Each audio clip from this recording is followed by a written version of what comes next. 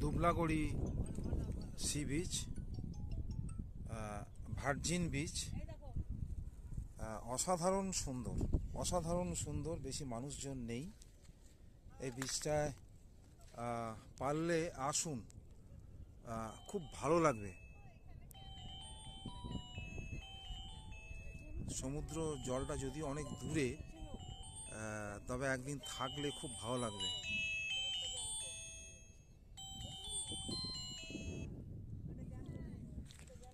দেখুন প্রচুর ঝিনুকের খোল, শামুকগুলো সব এখানে ওখানে পড়ে রয়েছে।